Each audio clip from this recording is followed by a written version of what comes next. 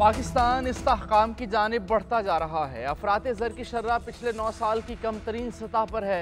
जोहरी, हवा, पानी और शमसी तवानाई के मनसूबों को फ़रोग दे रहे हैं। वज़ीर आज़म शहबाज शरीफ का दुबई में खिताब। वज़ीर आज़म और UAE के सदर शेख मोहम्मद बिन जायद अल नहयान के दरमियान मुलाकात हुई।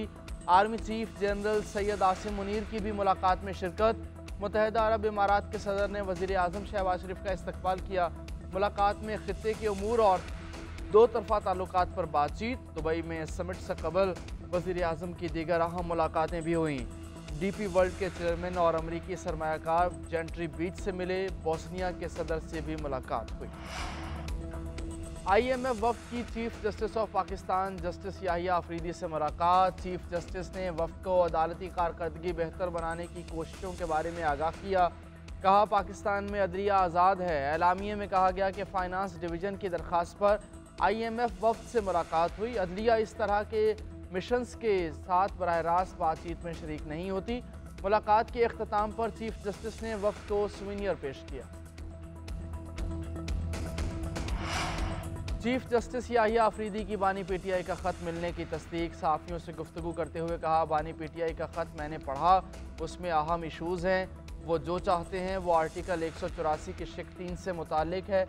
बानी PTI ने ख़त के साथ दीगर मवाद भी लगाया।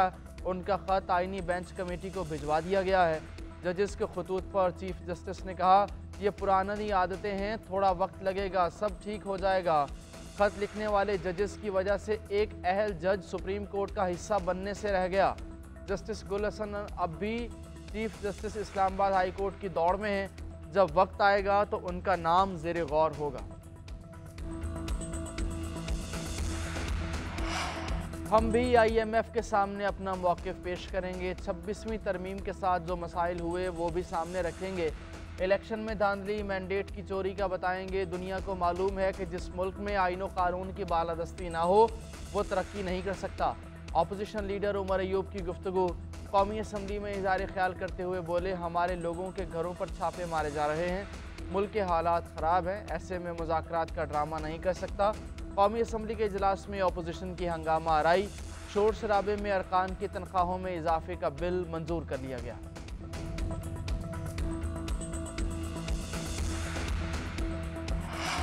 इससे ऐवान ने जितने दिन भी काम किया, इस दौरान मुतनाज़ कानून साजी हुई। मौजूदा हुकूमत ने अपने साथ साथ इस ऐवान को भी कमज़ोर कर दिया है। चेयरमैन PTI बैरिस्टर गौहर की पार्लियामेंट हाउस के बाहर मीडिया से गुफ्तगू। बोले, ऐवान से 300 से कम सवालात के जवाबात मिले। भारत में भी इजलास के दौरान 10,000 जवाबात दिए जाते हैं। हुकूमती नुमाइंदों की तरफ से बहुत कम लोग आए हैं। ऐवान के रिकॉर्ड में मौजूद है कि कोई भी सेशन मुकम्मल नहीं हुआ।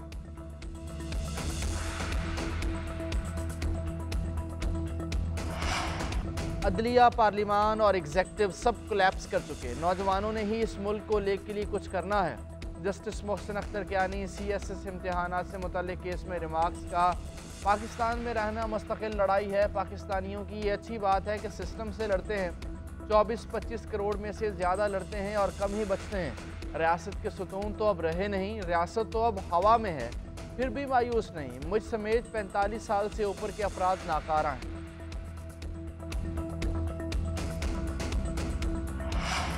स्पीकर कौमी असम्बली की पार्लिमान के खिलाफ बयान की मजम्मत। कहा, एक अदालत के जज की जानिब से पार्लिमान से मुतालिक बयान सुना।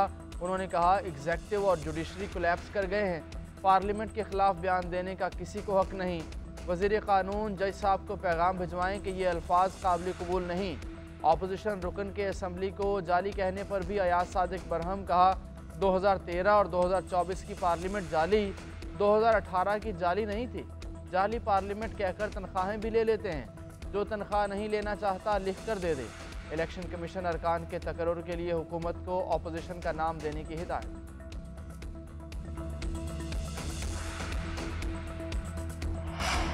और अफ्रीकी सीरीज़ में पाकिस्तान का इम्तिहान कल। जनूबी अफ्रीका और पाकिस्तान के लिए डू और डाई सिचुएशन। जीतने वाली टीम फाइनल के लिए क्वालिफाई करेगी, हारने वाली का सीरीज़ में सफ़र तमाम होगा।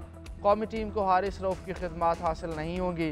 फाइनल 11 में फ़हीम अशरफ की एंट्री मुतवक्के। जनूबी अफ्रीका के 5 खिलाड़ियों ने स्क्वाड ज्वाइन कर लिया। हेनरिच क्लॉसन, किशफ महाराज, कोरबन बोश और डी जोर्जी पाकिस्तान पहुंच गए। पाकिस्तान और जनूबी अफ्रीका अब तक 86 मरतबा मध्य मुकाबल आए। 33 में पाकिस्तान, 52 में जनूबी अफ्रीका कामयाब रहा। एक मैच बेनतीजा ख़त्म।